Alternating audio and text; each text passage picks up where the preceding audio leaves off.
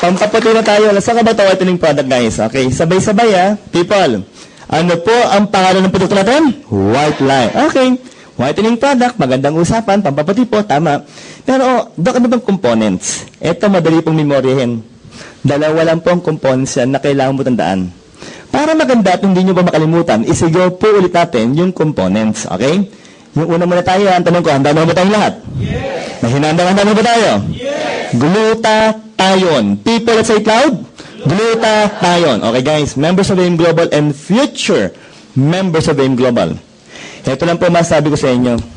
Kung tayo po gagamit ng glutathione, if we will use glutathione, be sure that the one you're going to use should be L-glutathione.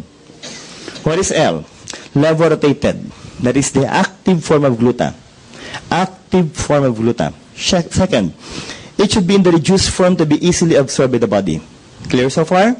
Next, it should be accompanied by ascorbic acid or vitamin C. Why? So that glutathione can be able to penetrate your cell membrane. If without vitamin C, glutathione will become useless. Remember that one. Now, paano po gamitin? In one plastic bottle, shake it first. Then spray, puff, 3 times, people. 3 puffs initially. Sublingual. Ano? Why sublingual? Because there are so many blood vessels under your tongue. Maliwanag po? So if you will puff it by 3 puffs, guys, so by 3 times, people. Next rule, sulit po. Do not swallow your saliva. And let it stay under tongue within 20 seconds to 1 minute before you swallow it. Let me repeat. 20 seconds to 1 minute. Guys, hindi ko po sinabing 20 minutes. Maliwanag po. Kasi kung 20 minutes po, maglalawan na ulitin laway nyo. Maliwanag. What will happen, Doc? Gluta will enter the blood vessels under your tongue. They will circulate your body, and some of them can even go to your skin. Tama? Why? To inhibit the production of melanin, the one that will give you a brown coloring pigment. So once you are able to decrease the production of melanin, as your skin change after 2 to 3 months, the skin that will appear will become lighter in color. Will become lighter in color after 2 to 3 months. And so, ang bilis tumalab. Pero paano ba ginagamit? Simple lang po. Ulitin ko 3 puffs or 3 sprays. Tama?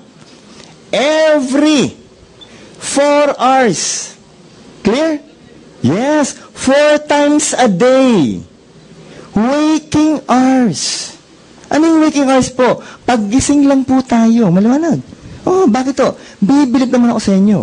Tulog ba kayo? Naguguluta pa kayo. Maliwanag mo. Ang tawag doon, desperado na ako. Pero kiniya people, 12 puffs per day will be good enough. It will be good enough, people. Puputi kayo. Kung di man sobrang puti, kahit konti, kahit very minimal po, puputi kayo. Maliwanag? Pero, magaling po, let me try to clarify a certain issue here, people. The whitening effect of glutathione is just but one of its side effects. Let me repeat, that the whitening effect of glutathione is just but one of its side effects. Ito, grabe. Ang ganda naman ng side effects. Pumuti, side effects pa pinag-uusapan. Yes, people, the main reason why we members of AIM Global, we distributors of AIM Global, okay, promote glutathione is not because of the whitening effect. That is only our secondary reason, people. Our primary reason is what? People, isigaw po na malakas Guys, again, what do you call this one? Antioxidant. For your information, people, glutathione is now being used by doctors in the treatment of cancer patients. In the treatment of cancer patients. Are we clear? Ang totoo lang, pampaputi. Antioxidant, anti-cancer pa? Yes. Saan talaga po, maganda bang produktong White Light ang AIM Global? Palapakan natin ang malakas mo na yan, guys. Now, if you want the perfect combination, okay, for product White Light, na pampaputi pa rin. If you want the perfect combination, ito po, i-perfect na natin, people. Guys, again, ito po, naghang tayo. Brad.